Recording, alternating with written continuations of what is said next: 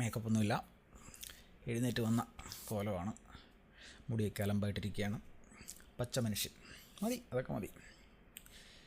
നമ്മൾ പറയാനുള്ള കാര്യങ്ങൾ പറയുന്നതിന് അതൊന്നും വിഷയമല്ല. പഴയ ചാനൽ ടെർമിനേറ്റ് ആയിപ്പോയിരുന്നു കേട്ടോ. അതിതുപോലെ ഓരോ കാര്യങ്ങളൊക്കെ പറയുമ്പോൾ മറ്റുള്ളവരുടെ വീഡിയോകളൊക്കെ എടുത്തു വെച്ച് സംസാരിക്കുമ്പോൾ അവരുടെ അനുവാദം ചോദിക്കണം, അല്ലെങ്കിൽ അവർ കോപ്പിറൈറ്റ് സ്ട്രൈക്കും ക്ലെയിമും ഒക്കെ തരുമെന്നുള്ളത് നമ്മൾ ആലോചിക്കണമായിരുന്നല്ലോ. ഓക്കെ, അതൊന്നുമല്ല നമ്മുടെ വിഷയം. നമ്മളിനിയും പറഞ്ഞുകൊണ്ടേയിരിക്കും. അപ്പോൾ നമസ്കാരം, എല്ലാവർക്കും പുതിയ ഒരു വീഡിയോയിലേക്ക് സ്വാഗതം. ഇന്നത്തെ വിഷയം അത്ര വ്യത്യസ്തമായിട്ടുള്ളതൊന്നുമല്ല. ഒരുപക്ഷെ നിങ്ങളിൽ ചിലരെങ്കിലും അനുഭവിച്ചിട്ടുള്ളതോ അല്ലെങ്കിൽ ഒരിക്കലെങ്കിലും ചിലപ്പോൾ നിങ്ങളിൽ ആരെങ്കിലുമൊക്കെ സാക്ഷികളായിട്ടുള്ളതോ ആയിട്ടുള്ള ചില സംഭവങ്ങളെ അടിസ്ഥാനമാക്കിയിട്ടുള്ളതാണ്. താരജാടയും നാണം കെട്ട മനുഷ്യരും.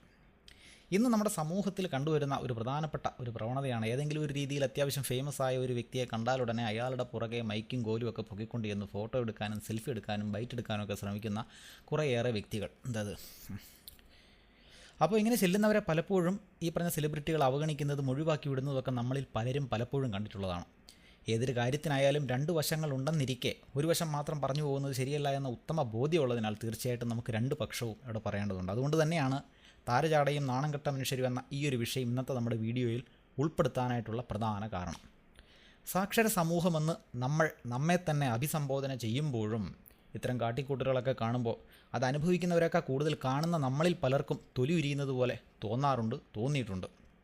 കുറച്ച് നാണം കെട്ടാലും കുഴപ്പമില്ല, ഒരു സെലിബ്രിറ്റിയായിട്ടുള്ളൊരു ഫോട്ടോയോ വീഡിയോയോ ഒക്കെ കിട്ടിക്കഴിഞ്ഞാൽ ജീവിതത്തിൽ അതിൽ പരം പുണ്യം വേറെ എന്തു വേണമെന്ന് കരുതുന്നവരാണ് ഇവരിൽ ഭൂരിപക്ഷം ആൾക്കാരും. എനിക്ക് സത്യത്തിൽ തോന്നിയിട്ടുണ്ട്, ഇവനൊക്കെ എന്തിൻ്റെ കേടാണെന്ന്.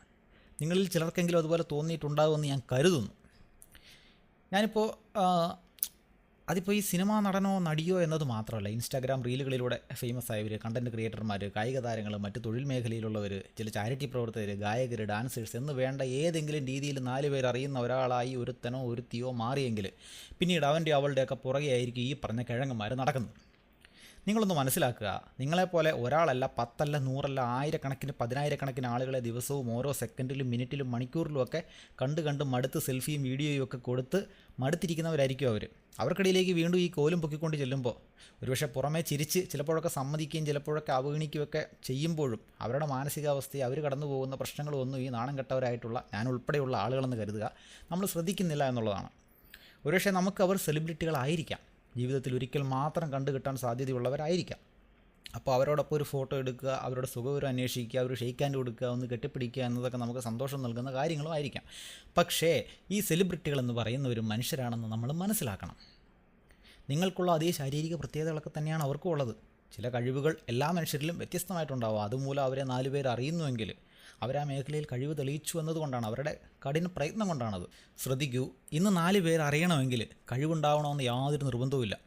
ഈ ഒരു സാധ്യത ഉപയോഗപ്പെടുത്തിയിട്ട് പലരും ഈ പറഞ്ഞ സെലിബ്രിറ്റികളെക്കാൾ ഒപ്പമോ അതിന് മുകളിലോ ഒക്കെ ജനശ്രദ്ധ ആകർഷിച്ച് ഇന്ന് സോഷ്യൽ മീഡിയയിൽ സജീവമായിട്ട് നിൽക്കുന്നത് നിങ്ങളിൽ എല്ലാവരും കൂടുതൽ പേരും കണ്ടിട്ടുണ്ടാവും, ഞങ്ങൾക്ക് പരിചയം ഉണ്ടാവും എന്ന് ഞാൻ കരുതുന്നു.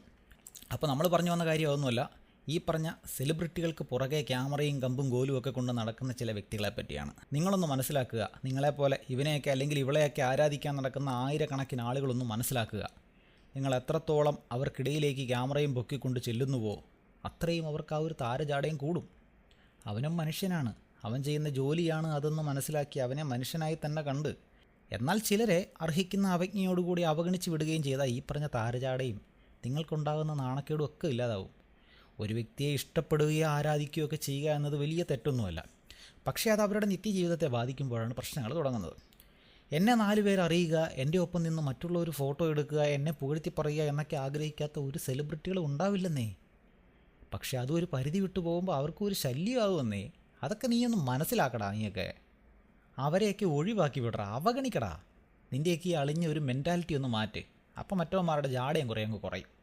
സെലിബ്രിറ്റിയോ, ഏത് സെലിബ്രിറ്റി, എന്ത് സെലിബ്രിറ്റി, എനിക്ക് 2 എന്ന് നീയൊക്കെ പറയാൻ എന്ന് പഠിക്കുന്നു അന്ന് നേരെയാവും അവന്മാരും ഇവന്മാരും. ഞാൻ പറയാനുള്ളത് പറയും, നിങ്ങളും പറയണം. എത്ര നേരം പറഞ്ഞു എന്നതിലല്ല, എന്ത് പറഞ്ഞു എന്നതിലാണ് പ്രധാനം. അതുകൊണ്ട് തന്നെ പറയേണ്ട കാര്യങ്ങൾ പറയേണ്ട സമയത്ത് പറയേണ്ടവരോട് പറയേണ്ട രീതിയിൽ പറയുക, പറഞ്ഞുകൊണ്ടേയിരിക്കുക. കോപ്പ് പിന്നല്ല. അപ്പോൾ സെറ്റ് കഴിഞ്ഞു.